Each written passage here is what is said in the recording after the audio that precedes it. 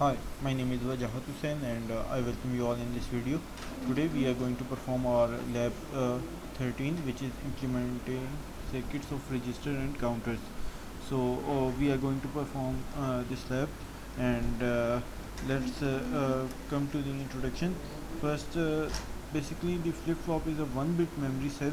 So we have already seen the flip-flops and their circuits and their implementation in last labs.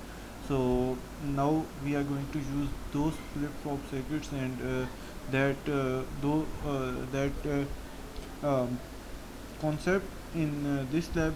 So here we are seeing that flip-flop is a 1-bit memory cell जो कि हम use कर सकते हैं कोई भी data store करवाने के लिए, डिजिटल डाटा स्टोर करवाने के लिए। और अगर हम चाहते हैं कि हम इस मेमोरी को इंक्रीज़ कर सकें, इसकी कैपेसिटी, तो हमें बहुत सारे फ्लिप फ्लॉप्स इकट्ठे यूज़ करने पड़ते हैं। और अगर हम ग्रुप में फ्लिप फ्लॉप को यूज़ करें तो उसको बेसिकली हम रजिस्टर बोलते हैं। सो एन बिट का रजिस्टर जो होगा वो उसके N number of flip flop पे डिपेंड करेगा। अगर ये सिर्फ एक ही फ्लिप फ्लॉप होता तो ये 1 बिट रजिस्टर होता। 2 flip flop means 2 bit register. So इसी तरह ये हमारे पास इस N number of flip flop is equals to N bit of register.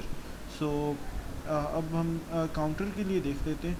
Basically counters जो होते हैं हमारे पास, वो उनमें हम जो है फ्लिप फ्लॉप्स वो कैस्केड की फॉर्म में इनको एक साथ जोड़ते हैं और उसके बाद उनको हम यूज़ करते हैं। तो बेसिकली हमारे पास दो तरह के काउंटर हैं जो हम इस लैब में परफॉर्म करेंगे। पहला काउंटर हमारे पास होगा सिंक्रोनस अप काउंटर, जो कि बेसिकली हमारे पास हम यहाँ पे 4 बिट का रजिस्टर यूज़ कर रहे होंगे। सो इसमें होगा हमारे पास ये कि हमारे पास आउटपुट पे भी 4 ही बिट की हम वो 4 ही बिट हमें शो हो रहे होंगे बाइनरी में।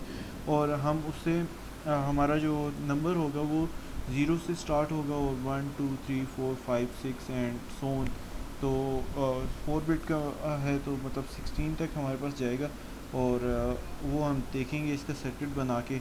और सेकेंडली हमारे पास फिर सिंक्रोनस डाउन काउंटर होगा जो कि हमारे पास इसी तरह बैकवर्ड्स काउंटिंग करेगा। बेसिकली हमारे पास यहाँ पे एक क्लॉक यूज़ हो रही होती है और क्लॉक जो होती है वो हर सेकंड के बाद उसमें एक ऐड कर रहा होता है इसमें अप काउंटर में। और डाउन काउंटर में बेसिकली हमारे पास ये हो रहा होता है कि हर एक सेकंड के बाद 1 माइनस होता जा रहा होता है उस नंबर से। सो हम इसको इम्प्लीमेंट करते हैं प्रोटीएस के ऊपर और इम्प्लीमेंटेशन से हमें ज़्यादा अच्छे तरीके से आइडिया हो जाएगा कि ये हमारे पास कैसे काम कर रहा है।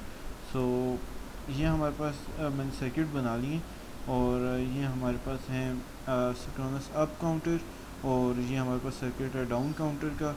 और बेसिकली उसी तरह जिस तरह हमारे पास लैब में सर्किट बना हुआ था कि हमारे पास एक क्लॉक होगी, एक लॉजिक होगी और हम उसको फ्लिप फ्लॉप्स के साथ कनेक्ट कर देंगे और ये कैस्केड फॉर्म में कनेक्टेड होंगे एक दूसरे के साथ।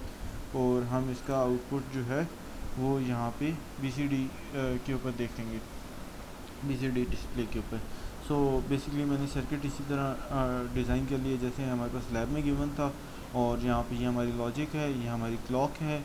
और अब हम जो है यहाँ पे इसको रन कर लेते हैं सिमुलेशंस को और ये हम वेरीफाई करते हैं 0 1 2 3 4 5। सो बेसिकली जैसे जैसे हमारे पास क्लॉक जो है वो 1 1 इंक्रीज़ करती जाती है, पल्स एक एक देती जाती है।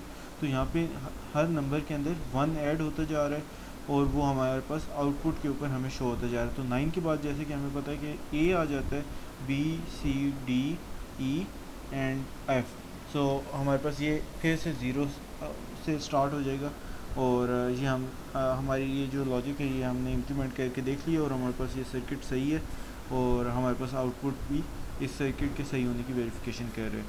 So now let us come towards the down counter. So down counter में हमारे पास बेसिकली हो ये रहा होता है कि जैसे जैसे हमारे पास क्लॉक एक पल्स देती है तो हमारे पास जो हायर नंबर होता है उसमें से 1 माइनस होता जाता है और हमारे पास बड़े से छोटे नंबर की तरफ काउंटिंग स्टार्ट हो रही होती है। सो बेसिकली हमारे पास F फिर E और D C B A 9 8 और इस तरह ऑनवर्ड्स 0 तक आएगा। सो मैंने उसी तरह सर्किट ड्रॉ कर लिया। उसके बाद हमारे पास यहाँ पे उसी तरह क्लॉक है, लॉजिक है और फ्लिप फ्लॉप्स एक दूसरे के साथ अटैच हैं और इनके आउटपुट्स जो हैं वो BCD display 7 bit segment BCD display के साथ कनेक्टेड हैं। और बेसिकली ये आप देख सकते होंगे कि इसका जो आउटपुट है ये यहाँ पे जा रहा है, क्योंकि ये जो है ये हायर बिट है। और ये जो है ये 2⁻0, 2⁻1, 2⁻2, 2⁻3 वाला है। और ये इस तरह से, इस वजह से ये यहाँ पे कनेक्टेड है। सो अब इसको भी एक दफ़ा रन करके देख लेते हैं और चेक कर लेते हैं कि हमारे आउटपुट जो है वो सही आ भी रहा है कि नहीं।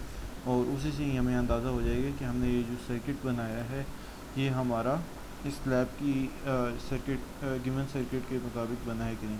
So let's start the simulation. So ये देखें, FED and then it goes to CBA and 9 8।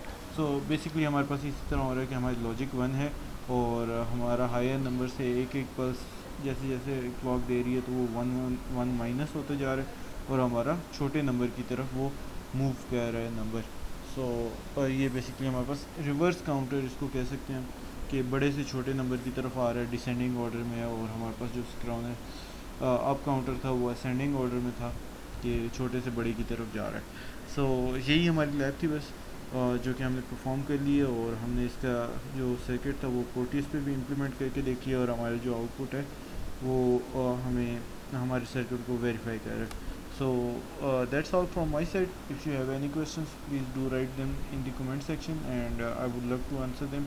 So till next video, अल्लाह हाफिज़।